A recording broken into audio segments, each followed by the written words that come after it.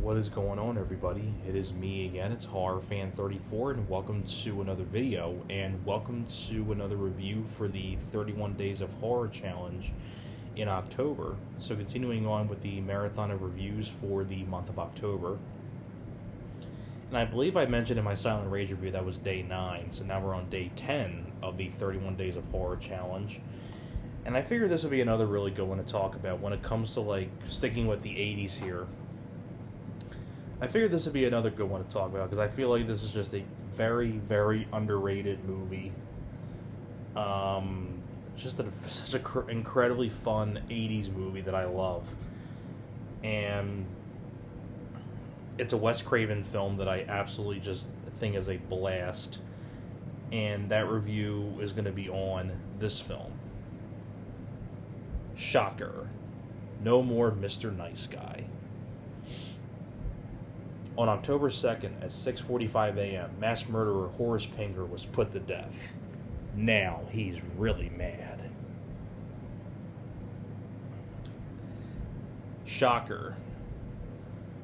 Came out in 1989, once again directed by Wes Craven.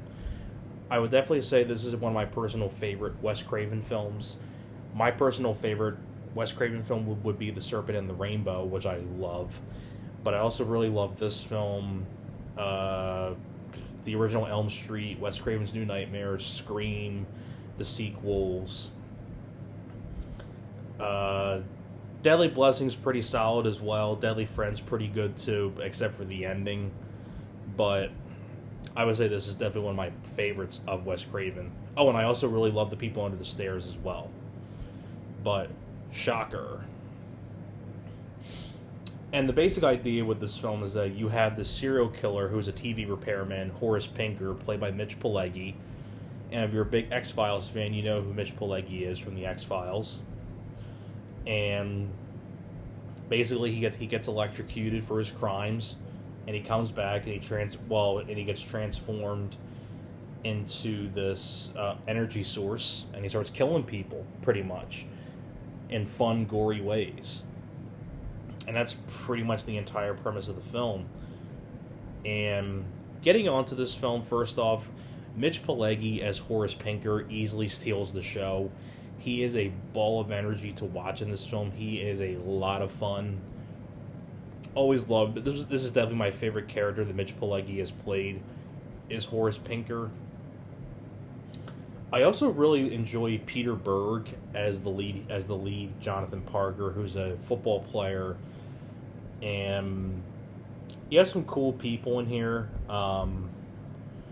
like other cool actors, like Peter Berg. This is before he was big with like Lone Survivor. You have Michael Murphy, who was in Batman Returns and X-Men: The Last Stand. You have a couple cameo appearances. You have a teeny tiny little cameo by Heather Langenkamp as one of Horace Pinker's victims on the gurney. When you see this like news thing on a TV, and you see one of the victims on a gurney, you blink and miss it, but it's Heather Langenkamp, because she worked with Wes Craven before a lot. And other people you also have in a cameo, you have Ted Raimi, who was in Intruder, Evil Dead 2, and Candyman. He's in here as the assistant to the head coach of the football team that Peter Berg plays for. So it was just cool to see like people like those in there. And I'll tell you, one of the best parts of the movie is when Horace Pinker possesses that little girl and she's cursing up a storm, things like that. The little girl who plays in that scene, if you remember the Flowers in the Attic movie with Louise Fletcher and Chrissy Swanson, that little girl was the little girl in that film with the blonde hair. That's this girl in this film. And I just think it's very well done by Wes Craven, like directing wise, and it was written by him. I think it has a badass soundtrack, especially the opening song, "Shocker, Shocker." You know, great soundtrack. Very hard rock, things like that. And I really do enjoy Peter Berg as the lead hero. I know Peter Berg gets a bad rap in this film, but I think Peter Berg does a great job.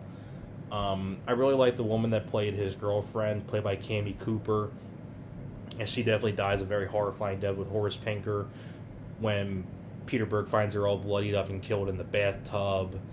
And there's even a point where it's a crazy sequence where Peter Berg has a dream that his adoptive family is being killed by Horace Pinker because Horace Pinker is messing with his mind. And in real life, when he wakes up, he realizes that his adoptive family was in fact indeed killed by Horace Pinker. And he has some really gruesome stuff, like you find like this one of the family members dead with their hand, and it looks like the finger, like one of the fingers is broken off, like just hanging there. So you definitely get some fun gore. I don't know who did the makeup effects, but whoever did the makeup effects on the gore is, I got to give them props. Just making a highly entertaining movie, and it was just cool to see this cast of people like Mitch Pileggi, Peter Berg, Michael Murphy, Ted Raimi. Even the little appearance by Heather Langenkamp was fun. Mitch Pileggi as Horace Pinker just goes off his rocker. He has a load of energy to him. There he is there. It's just... It's a Wes Craven film that doesn't get brought up that much. What I love about this film, too, is just because... What I love, it has a life to it, has energy to it. With the soundtrack and the gore, and you got Mitch Pileggi, and I would say Wes Craven's most underrated movie. I would say Shocker, because it doesn't get brought up that much by people. It doesn't get the respect it deserves. I know it does have a fan base, which is cool because I think Shocker is a very entertaining movie, but